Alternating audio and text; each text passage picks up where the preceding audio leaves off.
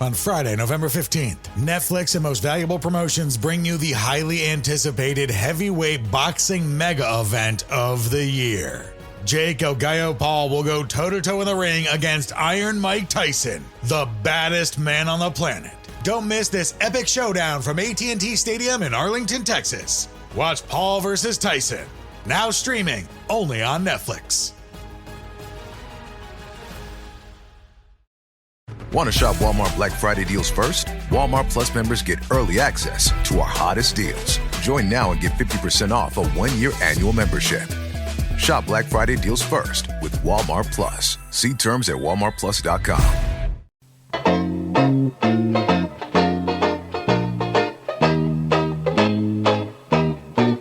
Matt, we're back with more Weird Al Show.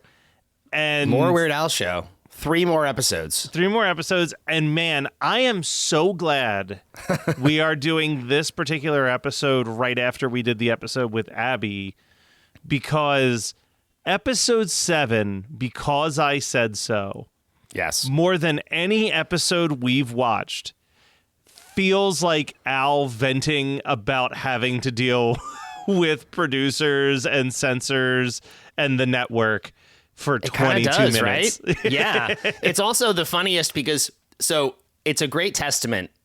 Okay, so for listeners, I'm not sure how many listeners are watching along with this show with us. I'm assuming most of you aren't, which is totally fine. Yeah. But you can have an appreciation for, from the first episode we recorded, we weren't even sure if Weird Al in this show was a musician. Yeah. And now, and we've also now noted that these episodes were between when they were filmed and when they were released, the sequence is completely different. So if there was any attempt at chronology across these, it is way destroyed.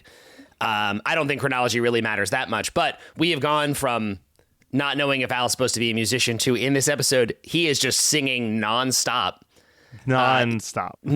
which is kind of a delight. Like, in the grand scheme of these episodes, like, I had fun with this one. I like Al being forced to sing against his will by a bratty child. I had fun with this one. So are you familiar? The first song that he makes him sing is for the mailbag. Yes. Are you familiar with a podcast called The Flophouse? No, I don't think I am. Okay. So The Flophouse, highly recommend. I love this podcast. It's 2 Daily Show writers and their friend Stuart reviewing bad movies from the last year. One of them, Elliot Kaling, has now gone on to be, he was the main writer for the new seasons of Mystery Science Theater 3000. But one of the bits on their podcast for the first 10 years of their show was that they always did a mailbag segment. And before every mailbag segment, Elliot would create a new mailbag song off the top of his head. And it would often be like, letters, we're talking about letters. So when Al started singing that, I was like, oh my God, there's no way this is a reference to the Flophouse, because this is a solid decade to 20 years before the Flophouse podcast. Yeah. But it made me smile in that same way of we've all been there where we're trying to make up a song on the fly and we've got nothing. We got nothing to work with. So we're just repeating a word and trying to see what we can do with it. Yeah. And Al does a really nice job in this of, I'm sure it was written, obviously, but to make it seem like he is pulling this, the band is just playing some very straightforward chord progression and Al is just trying to fit lyrics and rhymes into it. I laughed. I have to say, of every episode, not to get too ahead of ourselves, but I think I laughed the most at this episode of any one we have talked about so far. I agree. This one's pretty damn funny. Yeah, this was enjoyable. So the setup of the episode, we have 2 setups that happen simultaneously. Yes. Al has created an automatic toenail clipper. Sure. And he has this great line where he's like, I need a guinea pig. Well, I don't have a guinea pig, but I do have a hamster. And then he shoves Harvey into it. And we set up this toenail clipper that will be coming up over and over again throughout the episode. But also, this is the first time we meet Al's producer, who prior we've only seen as a claymation character in the opening credits song. JP, I believe his name is. And he lets Al know that his nephew Huey is showing up. Oh, yeah, JB Toppersmith. There it is. JB and his nephew Huey is showing up. And his nephew immediately hires a house band Yes. Fronted by Buford, who, do you know who plays Buford in this? I had to look it up. I didn't, but Charles Fleischer. Yeah. I recognized the name. I recognized the face, and then I had to look up the name of it because I would not have known that actor's name. But yes, Charles Fleischer. People might know, I think, most famously as the voice of Roger Rabbit. Like that is probably has to be the biggest thing. Yeah. But he shows up, and he's Buford's my favorite character in this because he has like 3 catchphrases that he just keeps rotating through. And one of them is "That's cold, man." And the first time it's introduced, Huey just goes, "Hey, Buford, guess what?" And he says what? And he goes, "Chicken butt." And he goes, "Oh, that's cold, man." That's cold, man. He has this, he's basically doing this character. He's the keyboard player in the house band that Huey has brought with him somehow.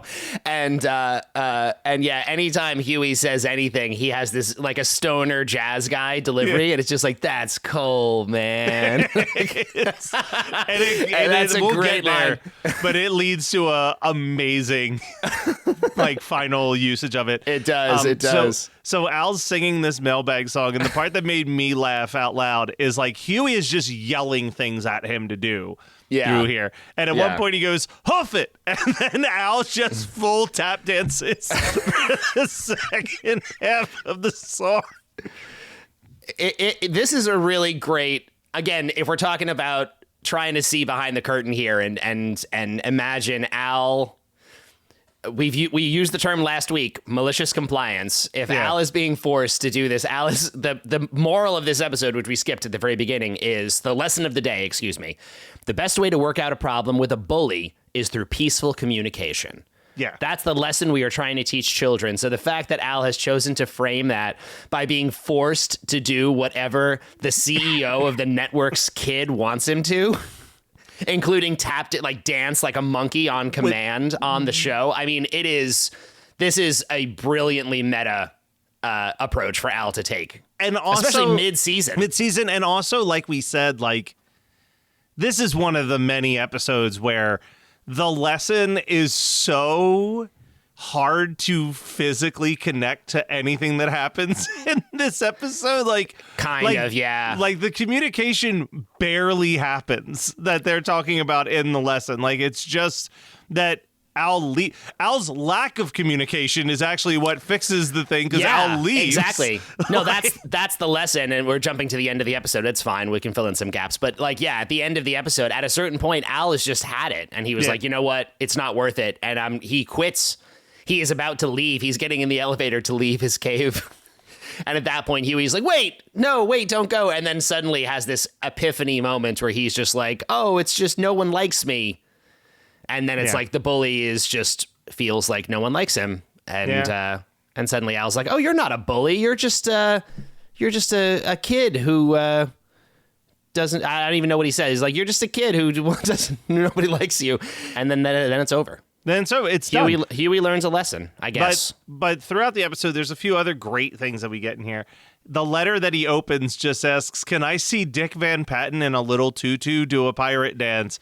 And boy, does Al deliver that one for us. Longer than I thought. It's like a solid 30 seconds that we watch Dick Van Patten just dance around in a tutu. It is just really nice to know that back at that point, it seems like Al was just like calling Dick Van Patten and it's like, hey, are you free to do? Yeah, of course. I'll be right there. No problem. I don't think this actor who plays Huey has done much. His name was certainly not hyperlinked in Wikipedia, but I have to say, perfect casting for someone that is just obnoxious. Oh, he's got the blonde hair with the part down the middle. He's kind of like Draco Malfoy. Yeah. Just the shittiest kid. It's so bad.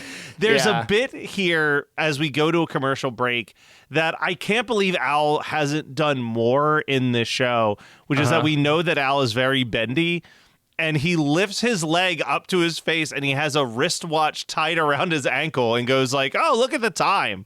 And I'm like, Al should be doing that every episode. That is such a good reoccurring bit. Maybe the show would have lasted a second season if he had done that more. And then we get another guest star. The guest stars never stop on here. We get Taj Mowry of Sister Sister and Smart Guy fame. The brother of Tia and Tamara Mowry. And I had to look because Al actually sets this up like he is like a mega star. He wasn't in that many episodes. No. I had to check. In Sister Sister, he was in 4 episodes. But he got a spin-off show. He got the did get a spin-off show spin-off Smart show. Guy. And incredibly, the thing he did more than that was he was a guest in 14 episodes of Full House. Maybe in the that's earlier it. 90s, from 91 to 95. So that maybe would have been the thing people knew him for more, but I just love that Al sets this up as like, oh my God, an enormous TV star, Taj Mowry. And I recognized the name and I was like, oh, I definitely know this person, but I was like, huge star? I had to check the Wikipedia. I'm like, yeah, no, probably not a huge star. Listen, stay tuned for the next episode we talk about, because the guest stars are starting to run a little dry as we continue down this. I mean, Taj did a very nice job. Taj did a very nice job. And listen, Al kind of ruined his career. That's why you might not remember him anymore. Because that's true. Al has him test out the toenail clipping machine, and instead it somehow turns his foot into a dinosaur foot. Yes. Which is hilarious. Let's go back one more second, where Al is pissing off Taj by like singing songs to answer every question that he has. And then Al's like, I'm sorry. Let's throw to the clip. You have a clip that you want us to see. And then he just plays like a solid minute of the Jurassic Park music video. His Jurassic Park music video. And that's the best bit of the whole thing. And then they come back and Taj is like, what was that? Yeah. And Al's like, that was Jurassic Park, Smart Guy. You were in it. And Taj is like, no, I wasn't. And that wasn't Jurassic Park. That was your music video. It's great. It's so freaking funny. The part that I love is like Al quits because Huey is trying to get him fired, right? And it's like he has like a you can't fire me, I quit type situation. Yes. And then he starts to have this tearful goodbye to Harvey. And then he has a tearful goodbye to Buford. And he's like, Buford, I want to give you something before I leave. It's this giant hunk of ice that I got out of my freezer. And he holds it and goes, oh, that's cold, man. That's cold, man. That's really cold. And then he says farewell to a piece of pie and eats it. And this is, as we said, Huey is like, hey, please stay. I'm so sorry.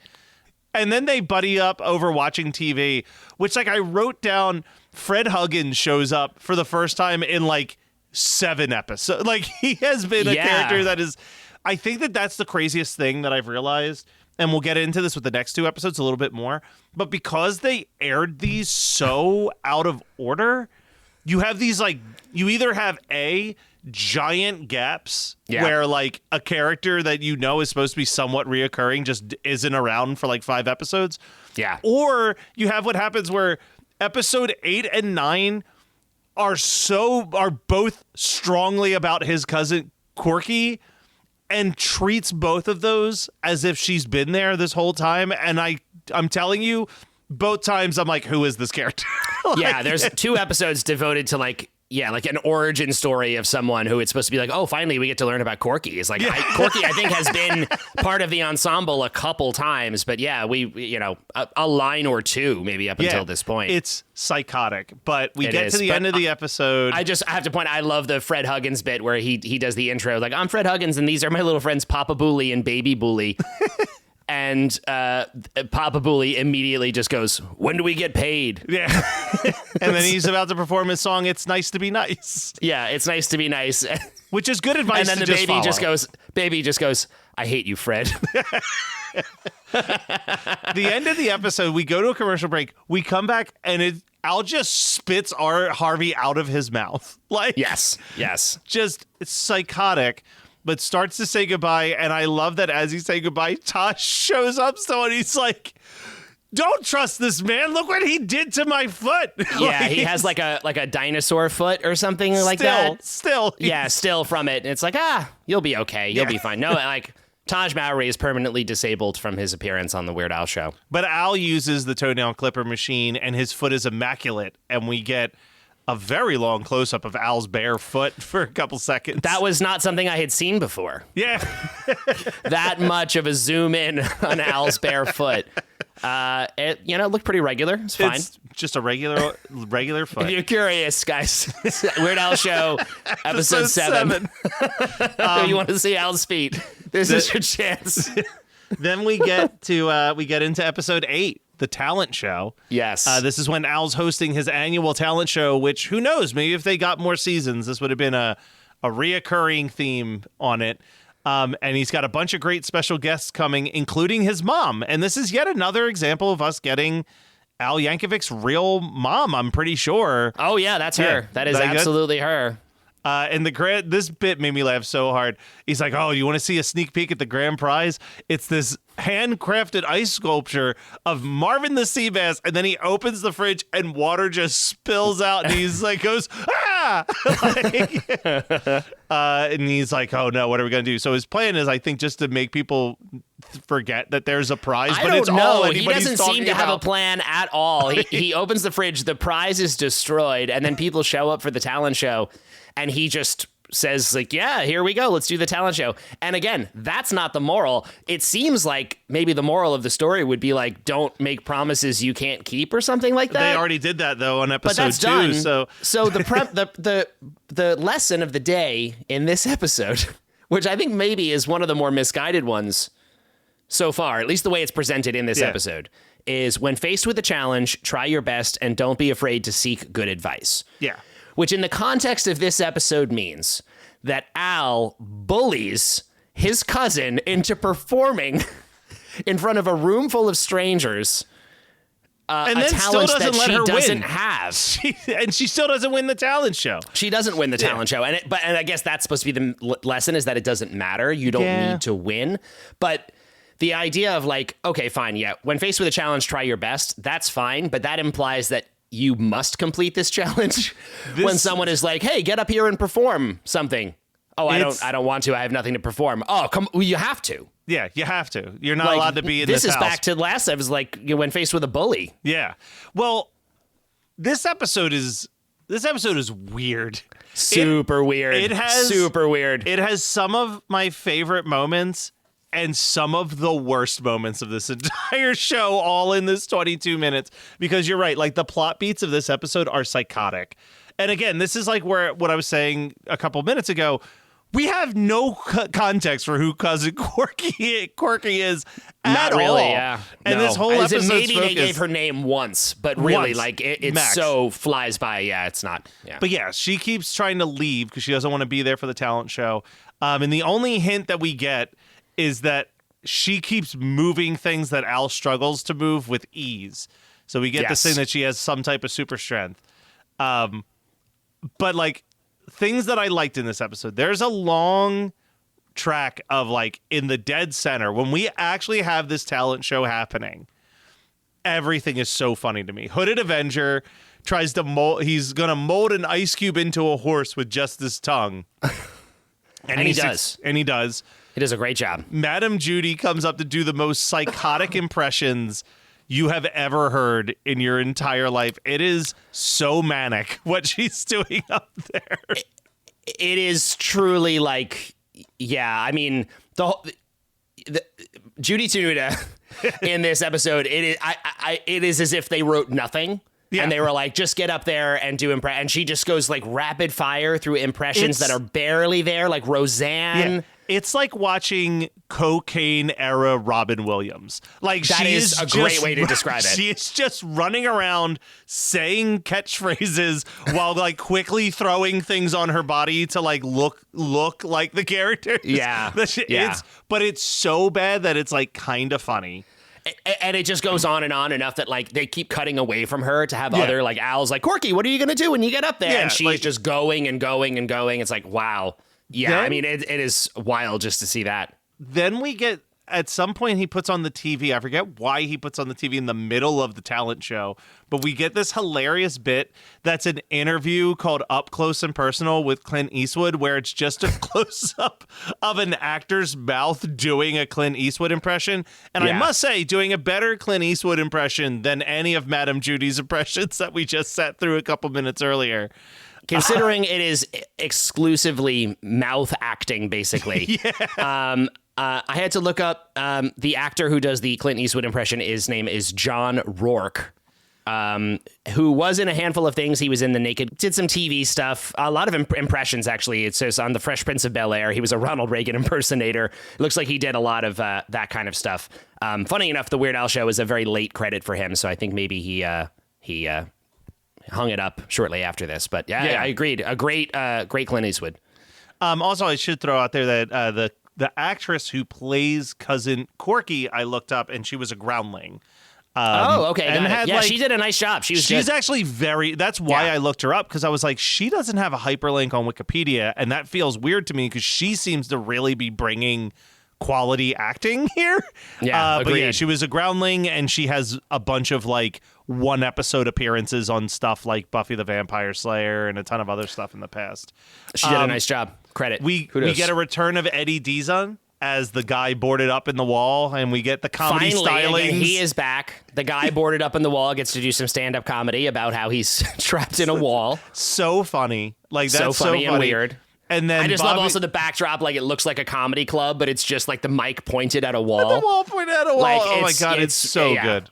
That might be decoration. My favorite of all the talents, if not for the fact that Al then brings up Bobby the Inquisitive Boy to be Bobby the Dancing Boy, and this kid is just dancing his ass off up on stage. But honestly, everything about the talents on this, with the exception of Hooded Avenger, who that's obviously a pre-planned bit where he has this like fake ice thing in his mouth. But these other guys, it honestly seems in so many ways like they were just told like, Bobby, your talent is going to be dancing, so go ahead and dance now.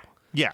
And he just gets up there and just like does the best he can in a very quick moment. It seems so loose and so off the cuff, the whole thing. It's almost like they shot 12 episodes and CBS told them they needed one more at the last second, and they just had to go with it.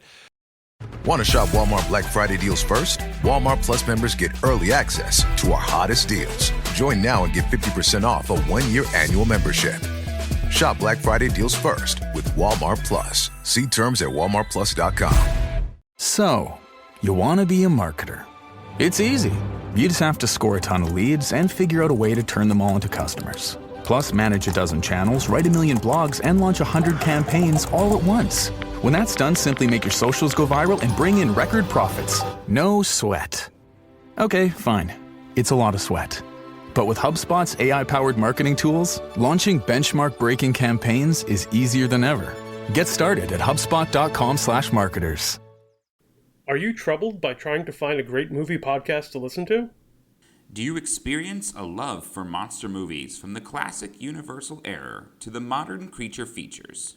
Have you or your family ever watched episodes of Elvira, Monster Vision, or Svengoolie?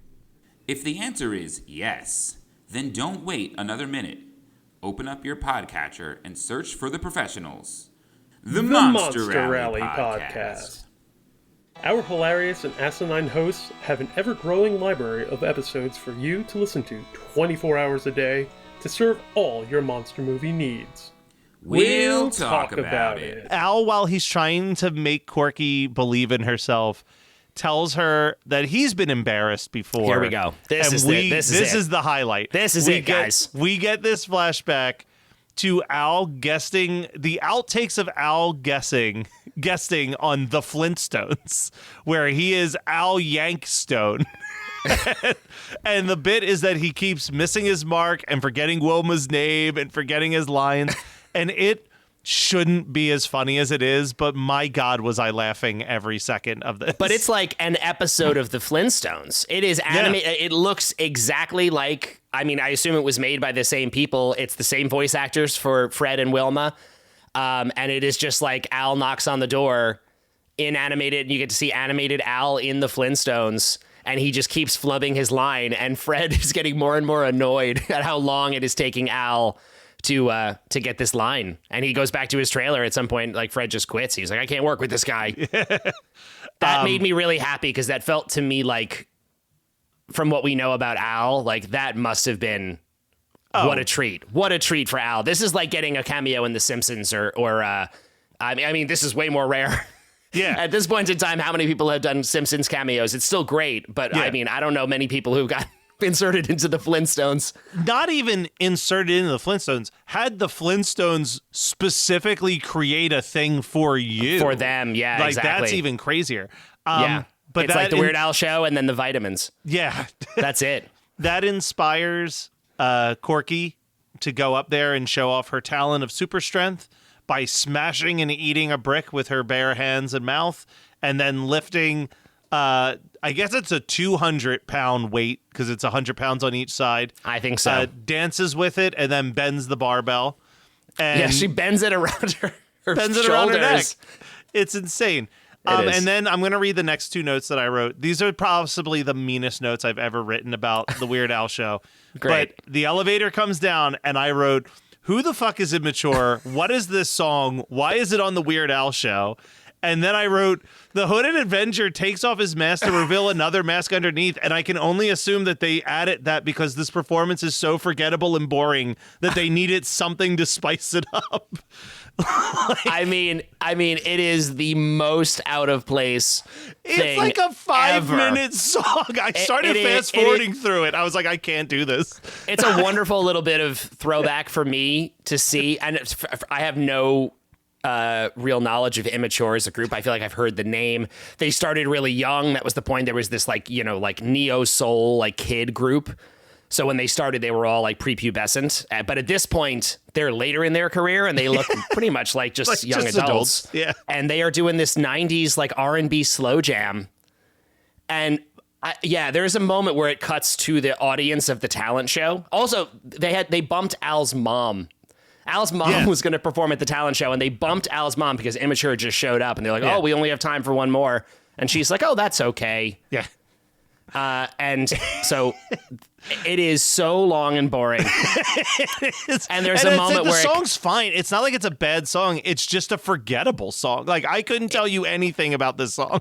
It is done with such total sincerity and seriousness that it has so little place. The only thing that made me laugh was like the camera swung around and you could see the audience of the talent show watching them. Yeah. And those actors in that moment look like they are trying so hard to seem like they're engaged and enjoying it. And they're like snapping their fingers and shutting their eyes and swaying. And it was like, oh man, like they must be trying to like look like this makes sense. They did this. And then like very shortly after this, they changed their name and tried to do a whole rebrand. It was like, this was like one of the last things they did under that name. Wow. They switched their name to IMX. What a bad choice. Very bad idea. That's IMX. a terrible name. All right. Well, and at least according to Wikipedia, they are still active. Nice. So check your local concert listings and see if IMX is around, and maybe you can get them to tell you some Weird Al stories. I genuinely thought that this was going to also be a setup for Immature to win the talent show, but no, Bobby the Dancing Boy wins the talent show. And lucky for Bobby, Al's mom brought a backup ice sculpture bass for him to give out. Hooded Avenger has a great moment where he just very angrily declares that one day that sculpture is going to be his as he leaves. It shall be mine. It shall be mine. And then in the most confusing thing I can imagine, they end with UHF. And I literally was like, it's got to be Bedrock Anthem that they end this episode with. Like I thought for sure if there was ever a reason to play Bedrock Anthem as the closing credit song for an episode of the Weird Al show, it'd be the one where the Flintstones showed up. But, it's UHF. For some reason, it's UHF. Well, I think you and I both know the reason. UHF is an Al original that they don't have to pay another artist for. Perhaps so. Maybe they didn't want to deal with the Chili Peppers again. And then the only other thing at the end is part of the lesson is that Corky doesn't win the contest, but she wins a huge letter E for effort. Yeah. And they are congratulating her for the effort and the bravery of getting up there and doing the talent show. Very, very nice. Way to go, Corky. Great one-off episode for Corky. I'm sure we'll never see her again on the show. Anyway, episode 9, Al plays hooky. Oh, Corky's back. Corky is back. Oh, and one last thing we forgot to mention in that episode. I loved John Schwartz, Bermuda Schwartz, is in the talent show. He is doing the drum rolls, like when someone's like about to show off their talent, and he is there literally just with a snare drum to play the drum roll. With a snare drum and mugging to the camera every single time. And it pans over to him, and he's just staring down the barrel of the camera. But then he's just watching the show and clapping along. He has no lines. He's just like clapping along to the performance and stuff. It was just fun to see him. I liked it. Absolute delight. Episode 9, Al plays hooky. Episode starts off with Al having this list of chores that he needs to do before he can even start the show, and he's just super behind. One of them is making sure that all the milk is still of that year as he pours straight cottage cheese out of a carton. It's very disgusting. But Corky shows up, and I had to laugh at this because Al has a box of smelly socks. Yes. And she goes, Al, I need to borrow a box of smelly socks. I mostly just need the box. And she's trying to enter a contest to win an autograph from Fabio. Yes, of course. Which this was prime time for Fabio being just like this weird punchline and all types of stuff. I feel like this is not too far removed from the goose incident, if you remember. Of course. Yeah, probably not too far. And also, I was going to say, as soon as they said Fabio, and I remembered a couple episodes back them doing the joke about John Tesh, also right on brand. These are both like popular people to make jokes about at this moment in time. Yeah. The success of like, I don't even know how you compare it. Like almost like weird, like I feel like the candor of the jokes around these guys was like, why are they as successful as they are? It's almost a little mean. I would say that also with another celebrity guest in this episode, where it's almost just like, what is this person actually famous for kind of vibe. Right, yes. So Al opens up his letter. He does a mailbag segment, and he goes, oh, it's someone entering into the Can you name all 42 presidents contest? And then he goes down the list and he goes, yep. You did it. You named them all. You named them all Bob, but whatever. But still, you did it. Great job. And then he decides, as he's going through more of his mail, that he has a chance to travel the world with Daisy Fuentes. And he's like, you know what? I deserve a vacation. Corky can handle the show, and just leaves. Yeah, he doesn't ask Corky to handle the show. He just decides to leave. He's like, you know what? I deserve a break. And he goes to Hawaii with Daisy Fuentes. And I do have to laugh because he goes up to Harvey and he's like, since I'm going to be gone a couple days, I'll make sure to give you plenty of food. And he fills Harvey's entire cage with hamster food to the point that you don't see Harvey. You can sort of see the best part of that whole thing is he dumps it's an entire cage just full to the brim with food. And in the back corner, you can just see this little like hamster butt sticking into the glass. And then, of course, Al walks away and is like, now you got to save that. Don't eat it all right now. And then you just hear like a burp sound and it pans back over and like all the food is gone. And he calls him a hog. He goes, Harvey, you hog. Then he cuts to a Fat Man cartoon. And I know we talked about this last week, but dear God, these are the worst parts of this show. I swear it is like they put something in these episodes. Each Fat Man segment is like maybe 5 minutes max. I think it's like 3 minutes. And it might even be shorter than that. But every time, by the time it ends, I am just like, I don't remember anything I just saw. Yeah, there was a pirate fish alien. That's the only thing I remember from this. They use bagels for money, and they are like the Fat Man is, because these aliens need bagels. He decides he needs to take down the signs so that they can't find the bagels. But then Harvey instead hacks a computer and like just takes all their money. Yeah, the money being bagels. He transfers bagels out of their account. And now as I'm describing it sounds funnier than it was. But it's because it's so frenetic. And I think that like I've talked about this before, right? Like there is something that I find hilarious about irreverent humor, right? Yeah. But there's like a reason why like something from The State or like Aqua Teen Hunger Force and Early Adult Swim works in a way that like some people can't stand that. Some people who love those things can't stand, say, Family Guy, which is like equally irreverent. But I think it's like when you're being irreverent, but also simultaneously we're supposed to follow a storyline, it becomes like infuriating to watch. Versus I guess like that's if you're it, yeah. watching like a Tim Robinson sketch, it's like so quick in and out, and like the irreverence is just that moment. You know what I mean? Like perfect example was last night. Spoiler alert, I guess, listeners, we're recording this the day after the election. The morning after. The morning after. To calm our nerves a little bit during it, I threw on a couple episodes of I Think You Should Leave. It's like good idea. The Brian's Hat sketch. Like, you don't have to follow any real plot point to find the enjoyment in that. Like, it's just like the way that Tim says things as the sketch is happening. Or like same episode that we watched, the Santa Claus interview from like AOL, where he's Santa Claus, but he wants to be treated like an actor. Like it's such a quick, it's the simplest setup, and then just let it be outrageous. It's not like there's constant beats and movements to the storyline in those sketches. It's setup and delivery. Yeah, even then, I mean, if we're doing a comparison, even then Tim is better at putting rules into a scenario and like creating like this. They feel so arbitrary, and that like they spit out the premise, the absurd premise, so quickly, and then resolve it so quickly that it just doesn't seem like it's just they're trying to accelerate this goofy story, and it's like the concept. There's something to be said about the fact that it's almost funnier to read on the page. Yeah. Than it actually is to watch it happen, because the only funny thing is the setup, and then by the time they've resolved the setup, you don't care anymore. Like the joke is like, oh, these aliens have come down and the bagels are their money. Yeah. The bagels are their money. Exactly. In their world, bagels equal dollars. But after the Fat Man cartoon, I think this episode gets a lot better.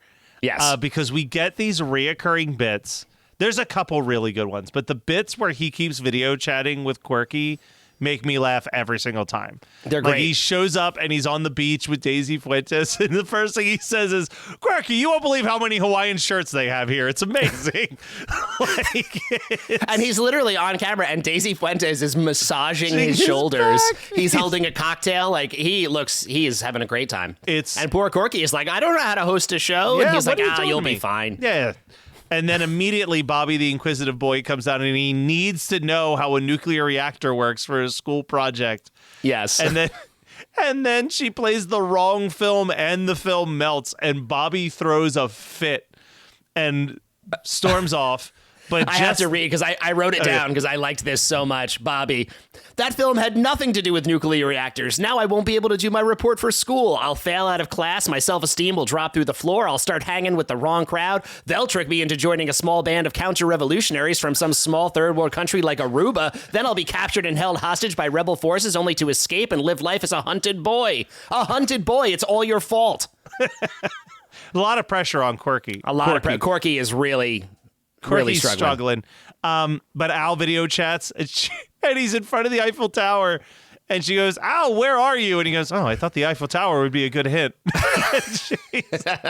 He's so obnoxious. Yes. And he's like, "My show is easy. Just put on the television." So she starts flipping through the channels, and we get this Al workout character again that we, again, have not seen for like 5 episodes. No. But the highlight of the television channels is this commercial of a large boy stuck in a tire swing yelling for his dad's help, and it's a commercial for lard. It's a commercial for lard to get him out of the tire swing. It's so psychotic. It is. The whole time you're just like waiting to see where they're going to go with this. Like, how can I get my son? And then they look and the lard container is empty, and it's like, oh no. And then you got lard. Got lard is the end. Like, oh my God. The other thing that I liked Al as the newscaster, just like reading the news, and it cuts through. And he's like, a new study says if given the choice, most Americans would prefer to eat as much chocolate as they can without getting fat over the ability to fly. And then he just mutters under his breath, "Fools." Yeah, I would pick fly, I think.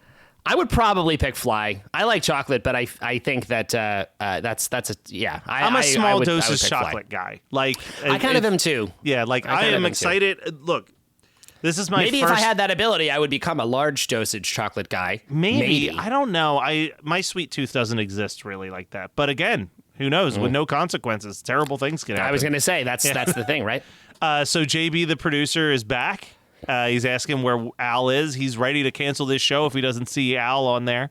The CEO is furious about this. So angry. So mad.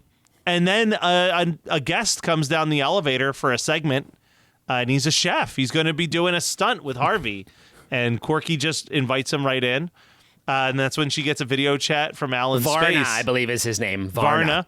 Yeah. And we find out that his plan is to cook and eat Harvey. Right? Yes. So Al now Zoom calls in from space. And he's like doing all this outer space stuff. And my favorite bit is he's like, look, and he's got an ice cream cone. He lets it go and it floats. And he goes, it's an ice cream float. And Corky gets upset and goes, who are you, Carrot Top? But she happens to mention that the chef is there to do the bit. And Al's like, wait a second. I know what that chef's delicacies are. And he rushes home from outer space, still in like his astronaut suit when he bursts in to save Harvey from being eaten. Yes, apparently Varna is Squirmies. Squirmies, yes. Which is like Burmese, but would make you squirm. And in Squirma, as Al said, he's like, I went to Squirma once. The interesting culture there. Like their primary delicacy is and he manages to get back from outer space. He is floating freely through space and gets back to the studio in seconds, which is exactly what the executive needed in order for him to save his show. So I guess it worked out. And he saves Harvey, but just barely. Harvey. And to make things up to Corky, who shows up, but Fabio to sign her right nostril. Mm-hmm. And then we get the You Don't Love Me Anymore music video, and that's the end of the episode. It ends with You Don't Love Me Anymore for no discernible reason. Can't pinpoint it. No, not at all. The challenging lesson of the day, once again, was to take responsibility for your actions and be considerate of others. Another one where I think they may have missed the mark on that. They may have missed the mark on that one. And then the only other bit from this episode I wanted to mention, because I did think it was a funny little like sketch short, was his fake movie trailer for the movie 60% Chance of Rain. Oh, yes. Which is supposed to be in the vein of Twister and Dante's Peak, two movies that had just come out at the time, or Volcano, I think they reference. Yep. And it is just a little short movie trailer about Al doing his thing where he's got the short hair wig and he's and no mustache, and he just looks like a sheriff. He has done that before, and I couldn't place where I've seen him have that precise look in the past. Yeah. Do you know what I'm talking about? I don't, but I'm sure that the listeners, someone will find a photo. Or there's clip. some. I mean, he kind of looks like maybe it's actually the. I feel like I've referenced this so many times. Maybe it's like in the Handy music video or something like that, where he's got like a thicker mustache than usual, but short hair.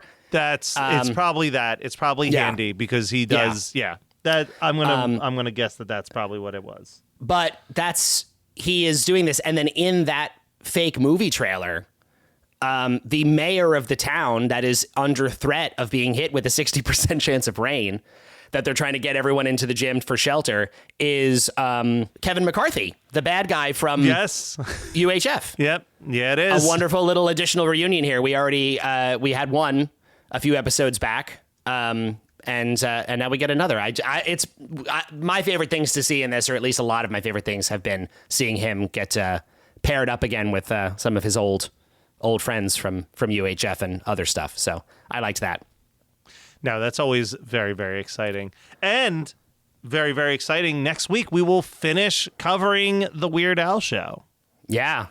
4 episodes left, right? Yeah. 4 episodes left until we find the shocking conclusion. I can't wait to hear how it ends, how they wrap it all up. I hope they really tie up all the loose ends. Oh, I'm sure they will.